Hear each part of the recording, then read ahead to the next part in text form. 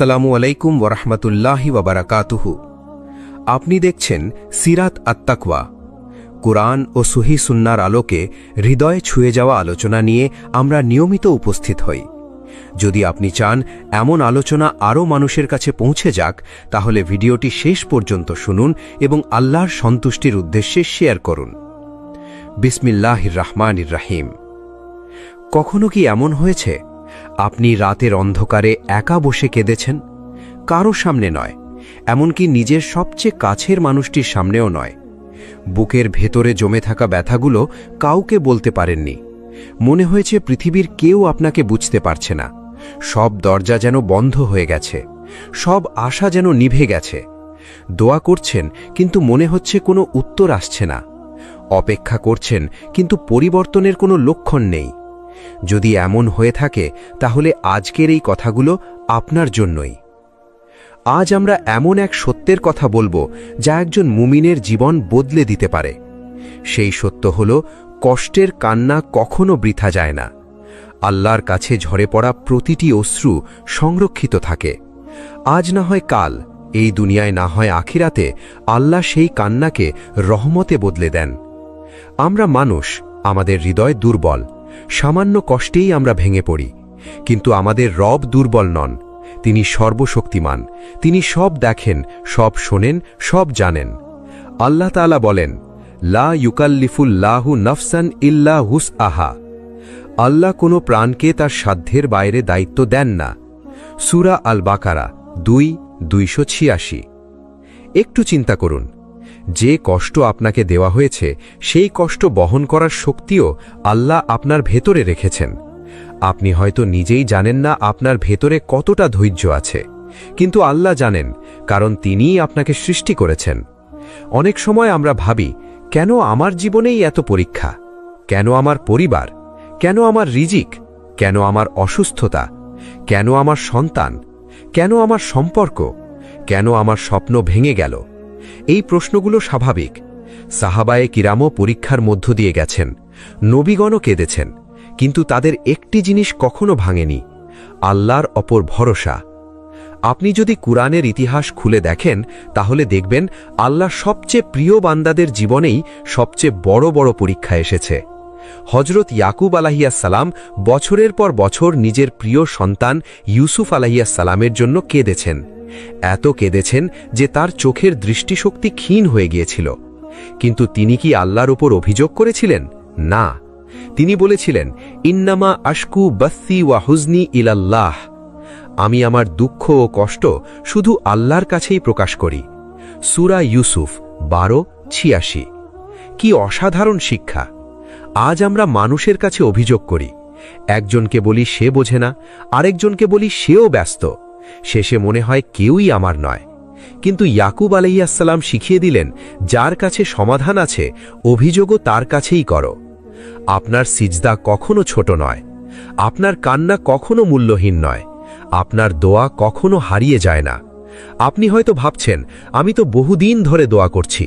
হ্যাঁ, কিন্তু আমরা কি জানি আল্লাহ কোন সময়টাকে আমাদের জন্য সর্বোত্তম রেখেছেন? আমরা চাই আজ, আল্লাহ হয়তো ঠিক আগামী বছর রেখেছেন। আমরা চাই এই দরজা খুলুক, আল্লাহ হয়তো আরও সুন্দর একটি দরজা খুলে দেবেন। আমরা চাই এই মানুষটি ফিরে আসুক, আল্লাহ হয়তো এমন একজনকে পাঠাবেন যিনি আপনার দুনিয়া ও আখেরাত দুটোই সুন্দর করবেন। আমরা বর্তমান দেখি, আল্লাহ ভবিষ্যৎও দেখেন। এই কারণেই একজন মুমিন অপেক্ষা করতে শেখে।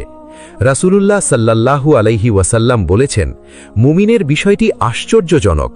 তার প্রতিটি অবস্থাই কল্যাণকর। সুখ পেলে সে শুকর আদায় করে, এতে তার কল্যাণ হয়। আর দুঃখে পড়লে সে ধৈর্য ধারণ করে, তাতেও তার কল্যাণ হয়। সহিহ মুসলিম। দেখুন, ইসলাম কখনো বলেনি একজন মুমিন কষ্ট পাবে না, বরং ইসলাম শিখিয়েছে কষ্টকে কিভাবে রহমতে পরিণত করতে হয়। আপনি হয়তো আজ এমন একটি যুদ্ধ লড়ছেন যার কথা পৃথিবীর কেউ জানে না। বাইরে সবাই আপনাকে হাসতে দেখে, কিন্তু রাত হলেই আপনি কান্নায় ভেঙে পড়েন।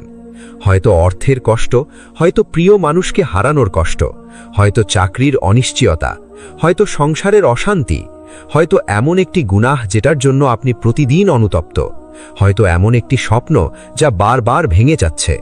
আপনি যদি আজ এই অবস্থায় থেকেও আল্লাহর দিকে ফিরে আসেন তাহলে জেনে রাখুন আপনি একা নন, আল্লাহ আপনার সাথে আছেন। কুরআনে আল্লাহ বলেন, ইন্নাল্লাহা মা'আস সাবিরিন, নিশ্চয়ই আল্লাহ ধৈর্যশীলদের সাথে আছেন। সূরা আল বাকারা 2:153। একটু লক্ষ্য করুন, আল্লাহ বলেননি ধৈর্যশীলদের জন্য শুধু জান্নাত আছে, তিনি বলেছেন আমি তাদের সাথে আছি। এর চেয়ে বড় সান্ত্বনা আর কি হতে পারে? আপনি যদি সারা পৃথিবী হারিয়েও আল্লাহকে পেয়ে যান তাহলে আপনি আসলে কিছুই হারাননি, আর যদি পুরো পৃথিবী পেয়েও আল্লাহকে হারিয়ে ফেলেন তাহলে আপনি আসলে সব কিছু হারিয়েছেন। আজ যারা আপনাকে কাঁদিয়েছে তারা হয়তো জানেই না আপনি কতটা কষ্টে আছেন, কিন্তু আল্লাহ জানেন। আজ যারা আপনাকে অবহেলা করেছে তারা হয়তো আপনার মূল্য বুঝেনি, কিন্তু আল্লাহ আপনার মূল্য জানেন। আজ যারা আপনাকে ছেড়ে চলে গেছে তারা হয়তো আর ফিরে আসবে না, কিন্তু আল্লাহ কখনো তার বান্দাকে ছেড়ে যান না। এই বিশ্বাসটাই একজন মুমিনের সবচেয়ে বড় শক্তি। মনে রাখবেন, রাত যত দীর্ঘই হোক ফজর ঠিকই আসে, শীত যত কঠিনই হোক বসন্ত আসে, অন্ধকার যত গভীরই হোক সূর্য ওঠে। তেমনি আপনার কষ্ট যত বড়ই হোক আল্লাহর রহমত তার চেয়ে অনেক বড়। আপনি হয়তো আজ তা দেখতে পাচ্ছেন না, কিন্তু একদিন পেছনে ফিরে তাকালে বলবেন, আলহামদুলিল্লাহ, যদি সেই কষ্ট না আসতো তাহলে আমি আল্লাহর এতটা কাছেও আসতে পারতাম না। হয়তো আজকের কান্নাই আগামী দিনের সবচেয়ে বড় নিয়ামতের দরজা খুলে দেবে। তাই হাল ছেড়ে দেবেন না, দোয়া ছেড়ে দেবেন না, তাহাজ্জুদ ছেড়ে দেবেন না, ইস্তিগফার ছেড়ে দেবেন না। কারণ আল্লাহ যখন দেন তখন এমনভাবে দেন যে মানুষ তার অতীতের কান্নাও ভুলে যায়। আপনার আজকের অশ্রু হয়তো আগামী দিনের হাসির বীজ। শুধু আল্লাহর উপর ভরসা রাখুন। অনেকেই বলেন, আল্লাহ যদি আমাকে ভালোবাসেন তাহলে এত কষ্ট কেন?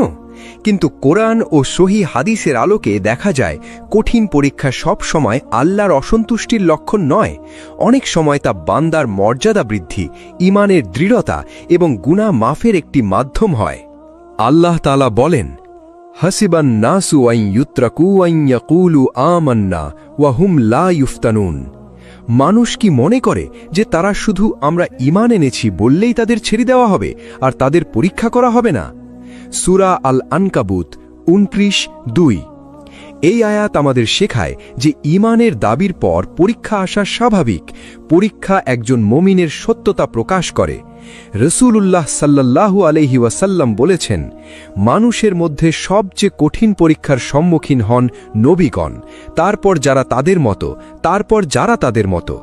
সুনান আত-তিরমিজি হাদিসটি সহিহ হিসেবে গ্রহণযোগ্য। এ থেকে বোঝা যায় বেশি পরীক্ষা মানেই আল্লাহর কাছে কম প্রিয় হওয়া নয়, বরং অনেক ক্ষেত্রে এর বিপরীত হতে পারে। কেন আল্লাহ প্রিয় বান্দাদের পরীক্ষা করেন? ঈমানকে পরিশুদ্ধ করার জন্য। যেমন আগুনে সোনা পরিশুদ্ধ হয়, তেমনি পরীক্ষার মাধ্যমে একজন মুমিনের ঈমান আরও দৃঢ় হয়। গুনাহ মাফ করার জন্য। রাসূলুল্লাহ সাল্লাল্লাহু আলাইহি ওয়াসাল্লাম বলেছেন, মুমিনের যে কষ্ট, দুশ্চিন্তা, রোগ, এমনকি কাঁটা ফুটলেও আল্লাহ এর মাধ্যমে তার গুনাহ মাফ করেন। সহিহ আল বুখারী, সহিহ মুসলিম। মর্যাদা বৃদ্ধি করার জন্য। কখনো বান্দা এমন আমল করতে পারে না যা তাকে উচ্চ মর্যাদায় পৌঁছে দেবে, তখন আল্লাহ তাকে ধৈর্যের পরীক্ষা দেন, আর সেই ধৈর্যের কারণে তার মর্যাদা বাড়িয়ে দেন। আল্লাহর দিকে ফিরিয়ে আনার জন্য। অনেক সময় মানুষ সুখে আল্লাহকে ভুলে যায়, কিন্তু বিপদে আন্তরিকভাবে তার দিকে ফিরে আসে। এই ফিরে আসাটাই অনেক সময় সবচেয়ে বড় রহমত। তবে একটি বিষয় মনে রাখা জরুরি, আমরা নিশ্চিতভাবে বলতে পারি না যে কোনো নির্দিষ্ট ব্যক্তির কষ্ট আল্লাহর ভালোবাসার কারণেই এসেছে। কারোর পরীক্ষা কেন এসেছে তার চূড়ান্ত জ্ঞান একমাত্র আল্লাহর কাছেই আছে। তাই নিজের বা অন্যের বিপদ সম্পর্কে এমন দাবি করা ঠিক নয়। আমরা শুধু কোরআন ও সুন্নাহর সাধারণ নীতিগুলো থেকে শিক্ষা নিতে পারি।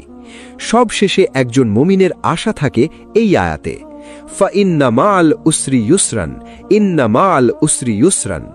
নিশ্চয়ই কষ্টের সাথেই রয়েছে স্বস্তি, নিশ্চয়ই কষ্টের সাথেই রয়েছে স্বস্তি। সূরা আশ-শারাহ 94:5-6। এই প্রতিশ্রুতি আমাদের শেখায় কষ্ট স্থায়ী নয়। ধৈর্য, দোয়া, তাওয়াক্কুল এবং আল্লাহর প্রতি অবিচল আস্থা একজন মুমিনকে এমন রহমতের দিকে নিয়ে যেতে পারে যা সে পরীক্ষার সময় কল্পনাও করেনি। মানুষের জীবনে যখন একের পর এক বিপদ আসে, তখন সবচেয়ে বেশি যে প্রশ্নটি হৃদয়ের গভীর থেকে উঠে আসে তা হল, আল্লাহ, আমি কি এমন করেছি? কেন বারবার আমাকেই এই কষ্টের মধ্য দিয়ে যেতে হচ্ছে? এই প্রশ্নটি নতুন নয়। যুগে যুগে অসংখ্য মুমিন এই প্রশ্নের মুখোমুখি হয়েছেন, কিন্তু যারা কোরআনের আলোয় উত্তর খুঁজেছেন তারা হতাশ হননি।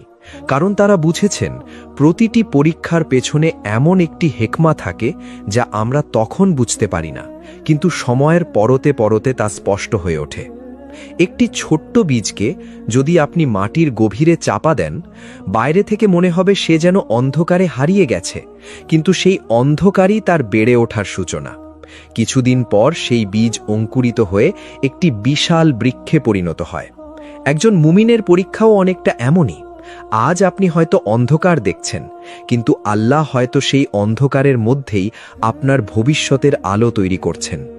আল্লাহ তাআলা বলেন, ওয়াসা আন তাকরাহু শাইআন ওয়া হুয়া খায়রুল লাকুম ওয়াসা আন তুহিব্বু শাইআন ওয়া হুয়া শাররুল লাকুম ওয়াল্লাহু ইয়ালামু ওয়া আনতুম লা তা'লামুন। হতে পারে তোমরা কোনো কিছু অপছন্দ করছো, অথচ সেটিই তোমাদের জন্য কল্যাণকর, আর হতে পারে তোমরা কোনো কিছু ভালোবাসছো, অথচ সেটিই তোমাদের জন্য অকল্যাণকর। আল্লাহ জানেন আর তোমরা জানো না। সূরা আল বাকারা 2:216। এই আয়াতটি শুধু পড়ার জন্য নয়, জীবনের প্রতিটি কঠিন মুহূর্তে মনে রাখার জন্য। আপনি হয়তো এমন একটি চাকরি হারিয়েছেন যার জন্য বহু বছর পরিশ্রম করেছিলেন। তখন মনে হয়েছে সব শেষ, কিন্তু কয়েক বছর পরে হয়তো বুঝেছেন সেই চাকরি হারানোই আপনাকে এমন একটি পথে নিয়ে গেছে যা আপনার ঈমান, পরিবার এবং জীবন সব কিছুর জন্য অনেক বেশি কল্যাণকর ছিল। হয়তো এমন একজন মানুষ আপনাকে ছেড়ে চলে গেছে যাকে ছাড়া জীবন কল্পনাও করতে পারতেন না। আপনি কেঁদেছেন, দোয়া করেছেন, রাত জেগে আল্লাহকে ডেকেছেন, কিন্তু অনেক পরে বুঝেছেন যদি সেই সম্পর্ক টিকে যেত তাহলে হয়তো আপনার দুনিয়া ও আখেরাত দুটোই ক্ষতিগ্রস্ত হতো। আমরা সামনের এক কদম দেখি, আল্লাহ পুরো পথ দেখেন। এই কারণেই তাওয়াক্কুল বা আল্লাহর ওপর ভরসা এত বড় একটি ইবাদত। তাওয়াক্কুল মানে হাত গুটিয়ে বসে থাকা নয়। তাওয়াক্কুল মানে নিজের সর্বোচ্চ চেষ্টা করা, তারপর ফলাফল সম্পূর্ণভাবে আল্লাহর হাতে ছেড়ে দেওয়া। রাসূলুল্লাহ সাল্লাল্লাহু আলাইহি ওয়াসাল্লাম এক ব্যক্তিকে বলেছিলেন, আগে তোমার উটটি বেঁধে রাখো, তারপর আল্লাহর ওপর ভরসা করো। সুনান আত-তিরমিজি অর্থানুবাদ। এটি আমাদের শেখায় মুমিন চেষ্টা করে, দোয়া করে, পরিকল্পনা করে, কিন্তু ফল নিয়ে অস্থির হয় না, কারণ সে জানে তার রব কখনো ভুল সিদ্ধান্ত নেন না। কখনো কখনো আল্লাহ বান্দার একটি দোয়া সঙ্গে সঙ্গে কবুল করেন না। এর মানে এই নয় যে আল্লাহ শুনছেন না, বরং অনেক সময় তিনি এমন কিছু সংরক্ষণ করে রাখেন যা বান্দার জন্য আরও উত্তম। রাসূলুল্লাহ সাল্লাল্লাহু আলাইহি ওয়াসাল্লাম শিক্ষা দিয়েছেন যে একজন মুসলিম যখন আল্লাহর কাছে দোয়া করে, যদি সেখানে গুনাহ বা আত্মীয়তার সম্পর্ক ছিন্ন করার কিছু না থাকে, তবে আল্লাহ তিনটির একটি করেন: হয় দোয়ার সঙ্গে সঙ্গে কবুল করেন, অথবা তা ভবিষ্যতের জন্য রেখে দেন, অথবা এর বিনিময়ে কোনো বিপদ দূর করে দেন। হাদিসের অর্থ বিভিন্ন সহিহ সূত্রে বর্ণিত। তাহলে বলুন তো, কোন দোয়া বৃথা গেল? একটিও না। আপনি যখন সিজদায় কাঁদেন তখন হয়তো আপনি শুধু একটি সমস্যার সমাধান চাইছেন, কিন্তু আল্লাহ হয়তো সেই কান্নার বিনিময়ে আপনাকে আরও বড় কোনো বিপদ থেকে রক্ষা করছেন, যার খবর আপনি কখনোই জানতে পারবেন না। এই কারণেই একজন মুমিন দোয়া ছাড়ে না। সে জানে আল্লাহর নীরবতা কখনো অবহেলা নয়, কখনো সেই নীরবতার মধ্যেই সবচেয়ে বড় রহমত লুকিয়ে থাকে। ভাবুন তো, হযরত ইউসুফ আলাইহিসসালাম যদি কূপে না পড়তেন, যদি অন্যায়ভাবে কারাগারে না যেতেন, তাহলে কি তিনি মিশরের সম্মানিত পদে পৌঁছাতেন? সেই কূপ ছিল রহমতের সূচনা, সেই কারাগার ছিল সম্মানের প্রস্তুতি। যে ঘটনাগুলো মানুষ দুর্ভাগ্য ভেবেছিল, আল্লাহ সেগুলো দিয়েই তার বান্দার জন্য সর্বোত্তম পরিণতি নির্ধারণ করেছিলেন। হয়তো আপনার বর্তমানের কারাগারই আপনার ভবিষ্যতের রাজপ্রাসাদের প্রস্তুতি। তাই আজ যদি আপনার চোখে অশ্রু থাকে, তাহলে হতাশ হবেন না। আপনার রব এখনও আপনাকে দেখছেন, তিনি এখনও আপনার প্রতিটি দীর্ঘশ্বাস শুনছেন, তিনি এখনও আপনার ভাগ্য লিখছেন। আর আল্লাহ যখন লিখেন, তখন তা বান্দা কল্পনার চেয়েও সুন্দর হতে পারে। তাই নিজের হৃদয়কে বলুন, আমি বুঝতে না পারলেও আমার রব জানেন, আমি দেখতে না পেলেও আমার রব দেখছেন। আমি অপেক্ষা করব, কারণ আল্লাহ কখনো তার প্রতিশ্রুতি ভঙ্গ করেন না। অনেক সময় এমন একটি মুহূর্ত আসে যখন মানুষ আর কাউকে কিছু বলতে চায় না, দোয়া করতে করতেও ক্লান্ত হয়ে যায়, সিজদায় মাথা রাখে, কিন্তু মনে হয় আমি তো অনেক দিন ধরে চাইছি, কেন এখনো কিছুই বদলাচ্ছে না। এই অনুভূতি অনেকেরই হয়, কিন্তু এখানেই একজন মুমিন ও হতাশ মানুষের পথ আলাদা হয়ে যায়। মুমিন জানে দোয়া মানে শুধু কিছু চাওয়া নয়, দোয়া মানে নিজের দুর্বলতাকে স্বীকার করে আল্লাহর সামনে দাঁড়ানো। আর আল্লাহ এমন কোনো বান্দাকে ফিরিয়ে দেন না যে তার দরজায় বারবার ফিরে আসে। আল্লাহ তাআলা কোরআনে বলেন, ওয়াইজা সালাকা ইবাদি আন্নি ফাইন্নি করিবুন উজিবু দাওয়াতাদ দাই ইজা দানি।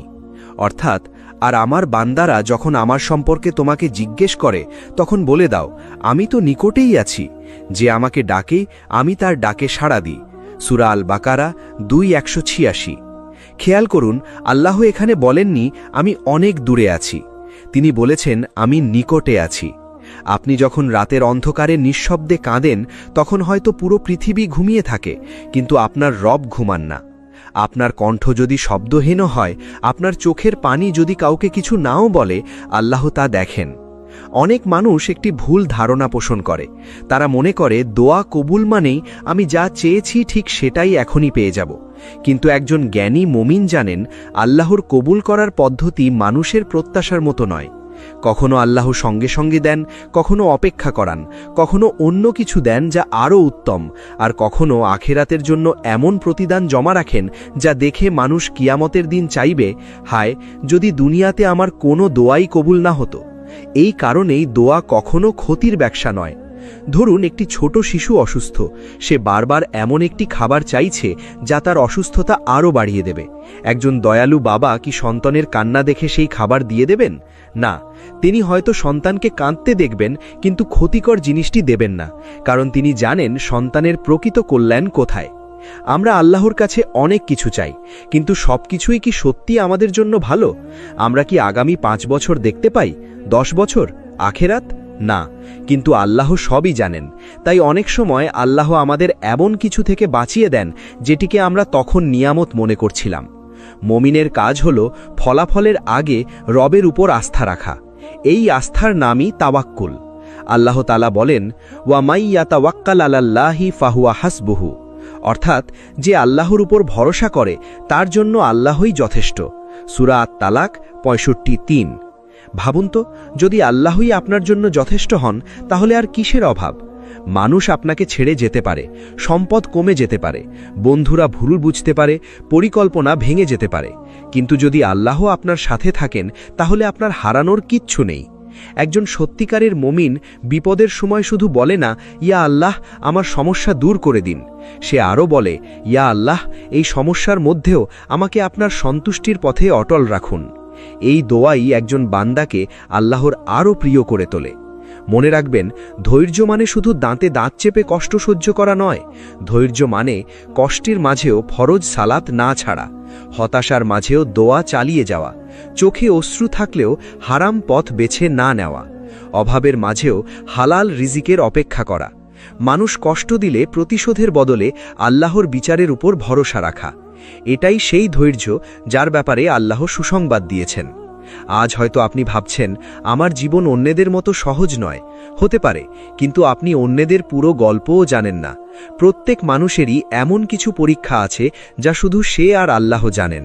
তাই নিজের জীবনের তুলনা অন্যের বাহ্যিক হাসির সাথে করবেন না, কারণ অনেক হাসি মুখের পেছনেও এমন কান্না লুকিয়ে থাকে যা কেউ দেখে না।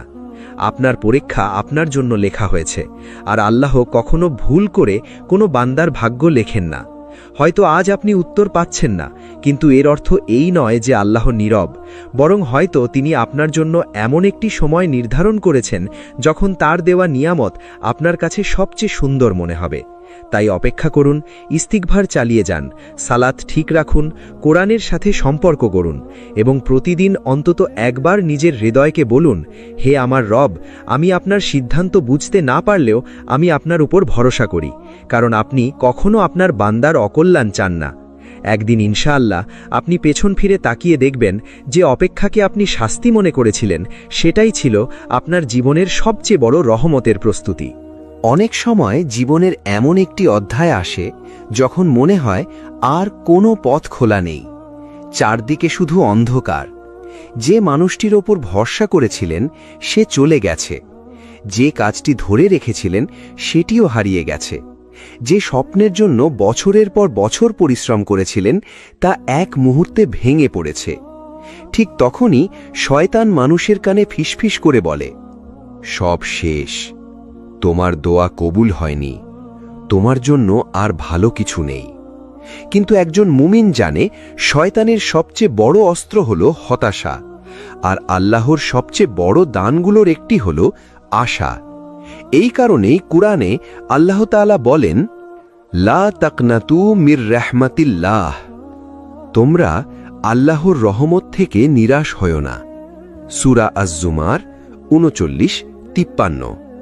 খেয়াল করুন, আল্লাহ এখানে শুধু ভালো মানুষদের বলেননি, বরং এই আয়াতের আগে তিনি এমন বান্দাদের উদ্দেশ্যেও কথা বলেছেন যারা নিজেদের ওপর সীমা লঙ্ঘন করেছে, অর্থাৎ গুনাহে ডুবে থাকা মানুষকেও তিনি নিরাশ হতে নিষেধ করেছেন।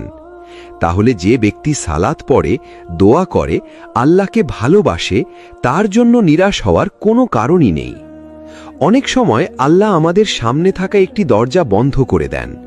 আমরা কাঁদি, অভিযোগ করি, ভাবি সব শেষ হয়ে গেছে, কিন্তু কিছুদিন বা কয়েক বছর পরে বুঝতে পারি যদি সেই দরজাটি বন্ধ না হতো তাহলে আমরা আরও বড় ক্ষতির মুখোমুখি হতাম। আপনি কি কখনো ভেবেছেন হযরত মূসা আলাইহিসসালামের সামনে যখন সমুদ্র আর পেছনে ফেরাউনের বিশাল বাহিনী, তখন পরিস্থিতি কেমন ছিল? সামনে যাওয়ার পথ নেই, পেছনে ফেরার সুযোগ নেই, মানুষের চোখে সব শেষ। সঙ্গীরা বলেছিলেন, ইন্না লামুদরাকুন, আমরা তো ধরা পড়ে গেলাম। সূরা আশ-শুআরা 26-61। কিন্তু মূসা আলাইহিসসালাম কি বলেছিলেন?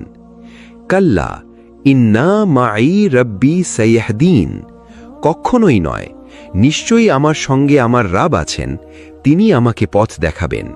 সূরা আশ-শুআরা 26-62। কি গভীর ঈমান! সামনে সমুদ্র, পেছনে শত্রু, তবুও তিনি বলেননি সব শেষ। তিনি বলেছেন, আমার রাব আমার সঙ্গে আছেন। তারপর কি হলো? আল্লাহ এমন একটি পথ খুলে দিলেন যা আগে কেউ কল্পনাও করেনি। সমুদ্র দ্বিখণ্ডিত হয়ে গেল, যেখানে কোনো রাস্তা ছিল না সেখানেই রাস্তা তৈরি হল। এই ঘটনাটি শুধু ইতিহাস নয়, এটি প্রতিটি মুমিনের জন্য একটি শিক্ষা। আপনার জীবনেও এমন সময় আসতে পারে যখন সব পথ বন্ধ মনে হবে, কিন্তু মনে রাখবেন, যে আল্লাহ সমুদ্রের মাঝখানে রাস্তা তৈরি করতে পারেন, তিনি আপনার সমস্যার মধ্যেও সমাধানের পথ তৈরি করতে সক্ষম। তবে সেই পথ সব সময় আমাদের প্রত্যাশা মতো হয় না। কখনো নতুন একটি সুযোগ আসে, কখনো নতুন একজন মানুষ আসে, কখনো একটি ছোট্ট সিদ্ধান্ত পুরো জীবন বদলে দেয়, আর কখনো পরিবর্তনটা বাইরে নয় ভেতরে আসে। আল্লাহ আপনার হৃদয়কে এত শক্ত করে দেন যে যে কষ্ট একসময় আপনাকে ভেঙে দিত সেটি আর আপনাকে নাড়াতে পারে না। এটাও রহমত। অনেকেই শুধু বাহ্যিক নিয়ামতকে রহমত মনে করেন, কিন্তু একজন অস্থির মানুষকে যদি আল্লাহ প্রশান্ত হৃদয় দান করেন, এটি কি কোনো ছোট নিয়ামত? যে মানুষ একসময় প্রতিদিন কান্না করত, সে যদি একদিন সিজদায় শান্তি খুঁজে পায়, এটিও আল্লাহর রহমত। যে মানুষ মানুষের প্রশংসার জন্য বাঁচত, সে যদি একদিন শুধু আল্লাহর সন্তুষ্টির জন্য বাঁচতে শেখে, এটিও রহমত। অনেক সময় আল্লাহ আমাদের পরিস্থিতি বদলানোর আগে আমাদের হৃদয় বদলে দেন, কারণ হৃদয় বদলে গেলে জীবনকেও নতুন চোখে দেখা যায়। তাই যদি আজ আপনার সব দরজা বন্ধ মনে হয়, তাহলে একটি বিষয় ভুলবেন না, বন্ধ দরজার অর্থ এই নয় যে আল্লাহ আপনাকে ছেড়ে দিয়েছেন, বরং হতে পারে তিনি এমন একটি দরজা খুলবেন যা আপনার কল্পনারও বাইরে। তবে সেই দরজা খোলার আগে তিনি আপনার ঈমান, ধৈর্য এবং তাওয়াক্কুলকে পরিপক্ক করে নিচ্ছেন। যেমন কৃষক বীজ বপনের পর সঙ্গে সঙ্গে ফসল পান না, তিনি অপেক্ষা করেন, পানি দেন, যত্ন নেন, তারপর একদিন মাঠ সবুজ হয়ে ওঠে। আপনার দোয়া, আপনার অশ্রু, আপনার তাহাজ্জুদ, এসবও বৃথা যাচ্ছে না। আল্লাহ সব দেখছেন, সব লিখে রাখছেন, সবচেয়ে সুন্দর সময়ে তিনি তার ফল দেবেন ইনশাআল্লাহ। তাই আজ যদি মনে হয় আমি আর পারছি না, তাহলে সেই মুহূর্তেই বলুন, হাসবি আল্লাহু ওয়া নি'মাল ওয়াকিল। আল্লাহই আমার জন্য যথেষ্ট, আর তিনি সর্বোত্তম কর্মবিধায়ক। হয়তো এই একটি বাক্যই আপনার ভাঙা হৃদয়ে নতুন শক্তি এনে দেবে। মনে রাখবেন, যখন মানুষের সব হিসাব শেষ হয়ে যায়, তখনই অনেক সময় আল্লাহর রহমতের নতুন অধ্যায় শুরু হয়। কখনো কখনো মানুষ এমন এক পর্যায়ে পৌঁছে যায় যখন সে শুধু একটি প্রশ্নের উত্তর খোঁজে, আমি এখন কি করব? কাঁদছি, দোয়া করছি, চেষ্টা করছি, তবুও মন শান্ত হচ্ছে না। বুকের ভেতর অজানা এক ভার, মনে হচ্ছে পৃথিবীর সব শব্দ থেমে গেছে, কিন্তু হৃদয়ের ভেতরের ঝড় থামছে না। ঠিক এই মুহূর্তেই একজন মুমিনের সবচেয়ে বড় শক্তি হয়ে ওঠে আল্লাহর সঙ্গে তার সম্পর্ক। কারণ মানুষের সাহায্যের সীমা আছে, কিন্তু আল্লাহর সাহায্যের কোনো সীমা নেই। প্রথম যে আমলটি একজন মুমিনকে আঁকড়ে ধরতে হবে তা হল সালাত। অনেকেই বিপদে পড়ে দোয়া করেন, কিন্তু সালাতে অবহেলা করেন, অথচ আল্লাহ তাআলা নিজেই শিখিয়েছেন, ওয়াস্তাঈনু বিসসবরি ওয়াসসালাহ, তোমরা ধৈর্য ও সালাতের মাধ্যমে সাহায্য প্রার্থনা করো। সূরা আল বাকারা 2:45। খেয়াল করুন, আল্লাহ বলেননি শুধু ধৈর্য ধরো, তিনি বলেছেন সালাতের মাধ্যমে সাহায্য চাও। কারণ সালাত শুধু কিছু রাকাত পড়ার নাম নয়, সালাত হল বান্দা ও রবের সবচেয়ে ঘনিষ্ঠ কথোপকথন। আপনি যখন সিজদায় যান, তখন আপনি পৃথিবীর সবচেয়ে সম্মানিত অবস্থানে থাকেন। রাসূলুল্লাহ সাল্লাল্লাহু আলাইহি ওয়াসাল্লাম বলেছেন, বান্দা তার রবের সবচেয়ে নিকটবর্তী হয় সিজদার অবস্থায়। তাই সেই সময় বেশি বেশি দোয়া করো। সহিহ মুসলিম। ভাবুন তো, পৃথিবীর কোনো রাজা যদি আপনাকে বলেন যে যখন ইচ্ছা আমার কাছে এসো, আমি শুনব, তাহলে আপনি কি সেই সুযোগ হারাতেন? তাহলে সেই রব, যিনি আসমান ও জমিনের মালিক, তিনি যখন আপনাকে দিনে 5 বার ডাকছেন, আপনি কেন তার দরজায় যেতে দ্বিধা করবেন? দ্বিতীয় যে আমলটি কষ্টের সময় হৃদয়কে জীবিত রাখে তা হল ইস্তেগফার। অনেকেই মনে করেন ইস্তেগফার শুধু গুনাহ মাফের জন্য, কিন্তু কোরআন আমাদের আরও বড় একটি শিক্ষা দেয়। হযরত নূহ আলাইহিস সালাম তার জাতিকে বলেছিলেন, ফাকুলতুস্তাগফিরু রাব্বাকুম ইন্নাহু কানা গাফফারা ইউরসিলিস সামাআ আলাইকুম মিদরারা ওয়া ইউমদিদকুম বিআমওয়ালিন ওয়া বানিন। আমি বলেছিলাম, তোমরা তোমাদের রবের কাছে ক্ষমা প্রার্থনা করো, নিশ্চয়ই তিনি অত্যন্ত ক্ষমাশীল। তিনি তোমাদের ওপর প্রচুর বৃষ্টি বর্ষণ করবেন এবং ধন সম্পদ ও সন্তান দিয়ে তোমাদের সাহায্য করবেন। সূরা নূহ 71:10-12। ইস্তেগফার শুধু অতীতের ভুল মুছে দেয় না, আল্লাহ চাইলে এর মাধ্যমে ভবিষ্যতের বরকতের দরজাও খুলে দেন। তৃতীয় যে অভ্যেসটি একজন মুমিনকে কখনো ছেড়ে দেওয়া উচিত নয়, তা হল কোরআনের সঙ্গে সম্পর্ক। আজ আমরা অনেকের কথা শুনি, সোশ্যাল মিডিয়ায় ঘণ্টার পর ঘণ্টা কাটায়, কিন্তু নিজের রবের কালাম পড়ার সময় পায় না। অথচ কোরআন শুধু তিলাওয়াতের বই নয়, এটি আহত হৃদয়ের শিফা। আল্লাহ তাআলা বলেন, ওয়ানুনাজ্জিলু মিনাল কুরআনি মা হুয়া শিফাউন ওয়া রাহমাতুল লিল মুমিনিন। আমি কোরআনে এমন কিছু নাজিল করি যা মুমিনদের জন্য শিফা ও রহমত। সূরা আল ইসরা 17:82। হৃদয়ের ক্ষত সবসময় ওষুধে ভালো হয় না, কিছু ক্ষত শুধু কোরআনের আলোতেই শান্ত হয়। চতুর্থ যে বিষয়টি অত্যন্ত গুরুত্বপূর্ণ তা হল তাহাজ্জুদ। যখন সবাই ঘুমিয়ে থাকে, তখন একজন বান্দা যদি নীরবে উঠে অজু করে 2 রাকাত সালাত পড়ে এবং আল্লাহর কাছে নিজের হৃদয়ের সব কথা খুলে বলে, সেই মুহূর্তের মূল্য ভাষায় প্রকাশ করা যায় না। রাসূলুল্লাহ সাল্লাল্লাহু আলাইহি ওয়াসাল্লাম আমাদের শিক্ষা দিয়েছেন যে রাতের শেষ তৃতীয়াংশে আল্লাহ বান্দাদের আহ্বান করেন, কে আছে যে আমার কাছে চাইবে আমি তাকে দেব, কে আছে ক্ষমা চাইবে আমি তাকে ক্ষমা করব। সহিহ বুখারী ও সহিহ মুসলিমের বর্ণনার অর্থ। এই সময়টি শুধু দোয়া কবুলের সময় নয়, এটি হৃদয় পরিবর্তনের সময়।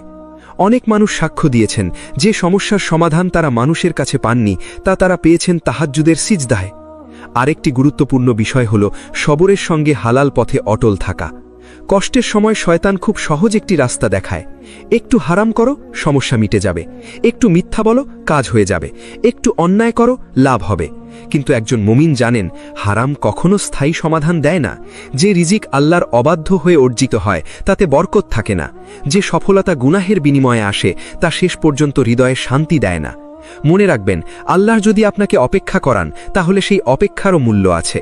হয়তো তিনি আপনার ধৈর্যকে এমন একটি মর্যাদায় পৌঁছে দিচ্ছেন যা আপনি অন্য কোনো আমল দিয়ে অর্জন করতে পারতেন না। তাই আজ থেকে একটি ছোট অভ্যাস গড়ে তুলুন। প্রতিদিন অন্তত একবার নির্জনে বসে বলুন, হে আল্লাহ, আমার হৃদয়কে আপনার স্মরণ দিয়ে জীবিত রাখুন, আমার কষ্টকে আমার জন্য রহমতে পরিণত করুন, আমাকে এমন ধৈর্য দিন যা আমাকে আপনার আরও নিকটবর্তী করে। এই দোয়া শুধু মুখে নয়, হৃদয় দিয়ে করুন, কারণ আল্লাহ শব্দের চেয়ে হৃদয়ের অবস্থা বেশি জানেন। একদিন আপনি অনুভব করবেন সমস্যা হয়তো তখনও পুরোপুরি শেষ হয়নি, কিন্তু আপনার হৃদয়ে এমন এক প্রশান্তি নেমে এসেছে যা কোনো পার্থিব সম্পদ দিয়ে কেনা যায় না। আর এটাই একজন মুমিনের সবচেয়ে বড় শক্তি। পরিস্থিতি কঠিন হলেও তার রবের প্রতি বিশ্বাস অটুট থাকে। অনেক মানুষ যখন নিজের জীবনের দিকে তাকায় তখন তারা শুধু বর্তমানের কষ্টটাই দেখতে পায়। তারা বুঝতে পারে না আল্লাহ অনেক সময় সবচেয়ে বড় নিয়ামতটি এমন একটি সময় দেন যখন বান্দা প্রায় আশা ছেড়ে দিতে বসেছে। এই কারণেই শয়তান সব সময় মানুষকে তাড়াহুড়ো করতে শেখায়। সে বলে, দেখো, এতদিন হয়ে গেল, কিছুই তো বদলালো না, তোমার দোয়ার কোনো উত্তর নেই, এভাবে আর কতদিন অপেক্ষা করবে? কিন্তু একজন মুমিন জানে আল্লাহর পরিকল্পনায় কোনো তাড়াহুড়ো নেই। তিনি এমন সময় দেন যখন সেটিই বান্দার জন্যে সবচেয়ে কল্যাণকর। আপনি কি কখনো ভেবেছেন হযরত আইয়ুব আলাইহিস সালামের জীবনের কথা? তিনি ছিলেন ধনী, সুস্থ, সম্মানিত, সন্তান সন্ততিতে পরিপূর্ণ, কিন্তু একের পর এক পরীক্ষা তার জীবনে নেমে এলো। সম্পদ চলে গেল, সন্তানদের হারালেন, দীর্ঘদিন অসুস্থ থাকলেন, মানুষ দূরে সরে গেল, অনেকেই তাকে ভুল বুঝল। এমন অবস্থায় একজন সাধারণ মানুষ হয়তো অভিযোগ করত, হয়তো বলতো, হে আল্লাহ, কেন আমার সঙ্গে এমন হলো? কিন্তু আইয়ুব আলাইহিস সালাম কি করলেন? তিনি ধৈর্য ধরলেন। তিনি তার রবের প্রতি অসম্মানজনক একটি শব্দও উচ্চারণ করলেন না। অবশেষে তিনি দোয়া করলেন, আন্নি মাসানিয়া দুররু ওয়া আনতা আরহামার রাহিমিন। হে আমার রব, আমাকে কষ্ট স্পর্শ করেছে, আর আপনিই তো সর্বশ্রেষ্ঠ দয়ালু। সূরা আল আম্বিয়া 21-83। লক্ষ্য করুন, তিনি বলেননি, আপনি কেন আমাকে কষ্ট দিলেন? তিনি শুধু নিজের অবস্থা তুলে ধরলেন এবং আল্লাহর রহমতের উপর ভরসা রাখলেন। তারপর কি হলো? আল্লাহ তার দোয়া কবুল করলেন, অসুস্থতা দূর করলেন, সম্পদ ফিরিয়ে দিলেন, পরিবারে বরকত দিলেন, সম্মান ফিরিয়ে দিলেন। অর্থাৎ যে মানুষটি দীর্ঘদিন কেঁদেছিলেন, আল্লাহ তার সেই কান্নাকে রহমতে বদলে দিলেন। এই ঘটনাটি শুধু একজন নবীর ইতিহাস নয়, এটি প্রতিটি মুমিনের জন্য একটি বার্তা। আপনার কান্নাও যদি আল্লাহর জন্য হয়, আপনার ধৈর্যও যদি আল্লাহর সন্তুষ্টির জন্য হয়, আপনার অপেক্ষাও যদি আল্লাহর উপর ভরসা করে হয়, তাহলে সেই অপেক্ষা কখনো বৃথা যাবে না। তবে একটি বিষয় মনে রাখবেন, আল্লাহর রহমত সব সময় আমাদের চাওয়া রূপে আসে না। অনেক সময় আমরা একটি নির্দিষ্ট জিনিস চাই, কিন্তু আল্লাহ তার চেয়েও ভালো কিছু দেন। কখনো তিনি একটি হারানো সম্পর্ক ফিরিয়ে দেন না, বরং এমন মানুষ দেন যে আপনাকে আল্লাহর আরও কাছে নিয়ে যায়। কখনো তিনি পুরনো চাকরিটি ফিরিয়ে দেন না, বরং এমন একটি হালাল রিজিকের ব্যবস্থা করেন যেখানে কম আয় হলেও বেশি বরকত থাকে। কখনো তিনি আপনার সব সমস্যাই দূর করেন না, বরং এমন শক্তিশালী ঈমান দান করেন যার কারণে সেই সমস্যাগুলো আর আপনাকে ভেঙে দিতে পারে না। এটাই প্রকৃত রহমত। আমরা অনেক সময় নিয়ামতকে শুধু অর্থ, বাড়ি, গাড়ি বা সফলতার মধ্যে সীমাবদ্ধ রাখি, কিন্তু একজন মুমিন জানেন সবচেয়ে বড় নিয়ামত হলো এমন একটি হৃদয় যা সব অবস্থায় আল্লাহর প্রতি সন্তুষ্ট থাকে। রাসূলুল্লাহ সাল্লাল্লাহু আলাইহি ওয়াসাল্লাম বলেছেন, যে ব্যক্তি আল্লাহর ফায়সালায় সন্তুষ্ট থাকে, আল্লাহ তার প্রতি সন্তুষ্ট হন। অর্থানুবাদ, সন্তুষ্টি বা হৃদা সম্পর্কে সহি বর্ণনাগুলির শিক্ষা। এই সন্তুষ্টি হঠাৎ করে আসে না, এটি তৈরি হয় দীর্ঘ সিজদা থেকে, অসংখ্য ইস্তিগফার থেকে, অগণিত চোখের পানি থেকে, নিঃশব্দ তাহাজ্জুদের রাত থেকে। যখন মানুষ কাউকে না জানিয়ে শুধু আল্লাহর কাছে কাঁদে, তখন সেই কান্না শুধু দুঃখ প্রকাশ নয়, সেই কান্না ইবাদত হয়ে যায়, সেই অশ্রু আল্লাহর কাছে মূল্যবান হয়ে যায়। অনেক সময় আপনি বুঝতেই পারবেন না কখন আপনার হৃদয় বদলে গেছে। একদিন হঠাৎ লক্ষ্য করবেন যে বিষয়টি একসময় আপনাকে সারা রাত কাঁদাতো, সেটি আজ আপনার ঈমানের সবচেয়ে বড় শিক্ষক হয়ে দাঁড়িয়েছে। এই কারণেই কষ্টকে শুধু কষ্ট হিসেবে দেখবেন না, প্রতিটি পরীক্ষাকে একটি আমানত হিসেবে দেখুন। নিজেকে প্রতিদিন বলুন, আমার রব আমাকে ভুলে যাননি, তিনি আমাকে গড়ে তুলছেন। যখন এই বিশ্বাস হৃদয়ে জন্ম নেবে, তখন আপনি বুঝতে পারবেন কষ্টের ভেতরেও রহমত আছে, অপেক্ষার ভেতরেও রহমত আছে, অশ্রুর ভেতরেও রহমত আছে। আর একদিন ইনশাআল্লাহ সেই রহমত এমনভাবে প্রকাশ পাবে যে আপনি নিজেই বলবেন, আলহামদুলিল্লাহ, যদি সেই কঠিন দিনগুলো না আসতো তাহলে আমি কখনোই আমার রবকে এতটা গভীরভাবে চিনতে পারতাম না। অনেক সময় আমরা ভাবি অলৌকিক ঘটনা শুধু নবীদের যুগেই ঘটেছে, আজ আর মানুষের জীবনে তেমন কিছু ঘটে না, কিন্তু বাস্তবতা হলো আজও আল্লাহ তার বান্দাদের সাহায্য করেন। তবে সেই সাহায্য সবসময় অলৌকিক দৃশ্যের মাধ্যমে আসে না। অনেক সময় তা আসে এমনভাবে যা মানুষ পরে ফিরে তাকিয়ে বুঝতে পারে এটা শুধু আল্লাহর রহমতই হতে পারে। হয়তো একজন মানুষ বহু বছর ধরে একটি হালাল চাকরির জন্য চেষ্টা করছেন, একের পর এক ব্যর্থতা, আত্মীয়রা কটূক্তি করছে, বন্ধুরা এগিয়ে যাচ্ছে, আর তিনি যেন একই জায়গায় দাঁড়িয়ে আছেন। একদিন শয়তান তাকে বলে, একটু হারাম পথে যাও, সবাই তো যাচ্ছে। কিন্তু তিনি বলেন, না, আমার রিজিক আমার রবের হাতে, আমি হারাম দিয়ে আমার দোয়ার দরজা বন্ধ করতে চাই না। তিনি অপেক্ষা করেন, ধৈর্য ধরেন, সালাত ছাড়েন না, তাহাজ্জুদ ছাড়েন না, ইস্তিগফার ছাড়েন না। তারপর একদিন এমন একটি দরজা খুলে যায় যা তিনি নিজেও কল্পনা করেননি। এটাই তাওয়াক্কুলের ফল। হয়তো একজন মা আছেন, তার সন্তান দীর্ঘদিন অসুস্থ, হাসপাতাল, ওষুধ, পরীক্ষা সবকিছু করতে করতে তিনি ক্লান্ত। কিন্তু প্রতিটি রাতের শেষে তিনি 2 হাত তুলে বলেন, হে আল্লাহ, আপনি চাইলে এক মুহূর্তেই সবকিছু বদলে দিতে পারেন। হয়তো সুস্থতা সঙ্গে সঙ্গে আসে না, কিন্তু আল্লাহ সেই মায়ের হৃদয়ে এমন ধৈর্য দান করেন যা তাকে ভেঙে পড়তে দেয় না। এটিও রহমত, কারণ শুধু সমস্যার সমাধানই রহমত নয়, সমস্যার মাঝেও ঈমান ধরে রাখার শক্তি পাওয়াও রহমত। আবার ভাবুন এমন একজন যুবকের কথা যে গুনাহে ডুবেছিল। একদিন গভীর রাতে তার হৃদয়ে অনুতাপ জাগল। সে কাঁদতে কাঁদতে বলল, হে আল্লাহ, আমি অনেক ভুল করেছি, আমি জানি না আপনি আমাকে ক্ষমা করবেন কিনা, কিন্তু আমি আপনার কাছেই ফিরে এসেছি।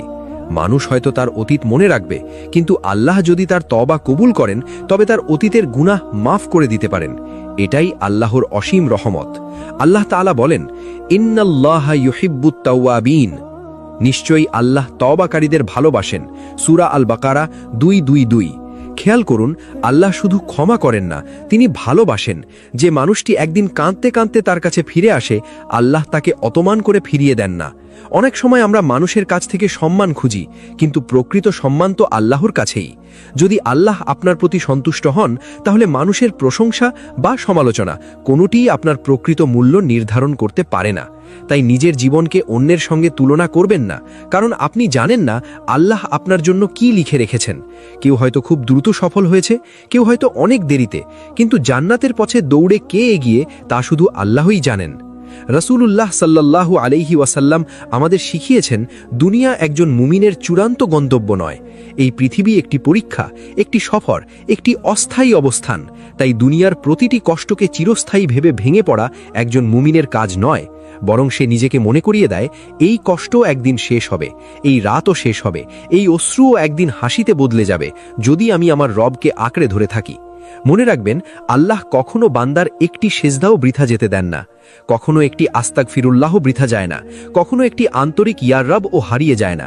আপনি হয়তো ফলাফল দেখতে দেরি করছেন, কিন্তু আল্লাহর কাছে সময়ের হিসেব আমাদের মতো নয়।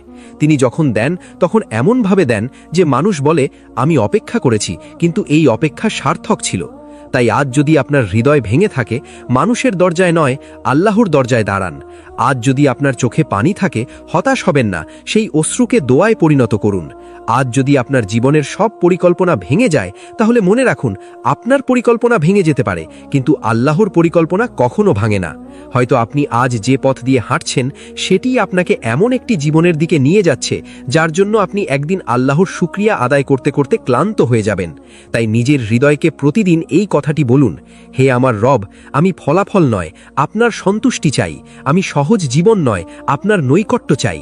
আমি শুধু এমন একটি হৃদয় চাই যা প্রতিটি অবস্থায় আপনার উপর ভরসা রাখতে পারে। আর যে হৃদয় আল্লাহর উপর ভরসা করতে শিখে যায়, পৃথিবীর কোনো ঝড়ই তাকে স্থায়ীভাবে ভেঙে দিতে পারে না। জীবনের শেষ পর্যন্ত মানুষ একটি বিষয় শিখতে শেখে, সব প্রশ্নের উত্তর এই দুনিয়ায় পাওয়া যায় না। কিছু প্রশ্নের উত্তর সময় দেয়, কিছু প্রশ্নের উত্তর অভিজ্ঞতা দেয়, আর কিছু প্রশ্নের উত্তর আমরা পাবো আখিরাতে, যখন আল্লাহ আমাদের সামনে আমাদের জীবনের প্রতিটি অধ্যায় খুলে ধরবেন।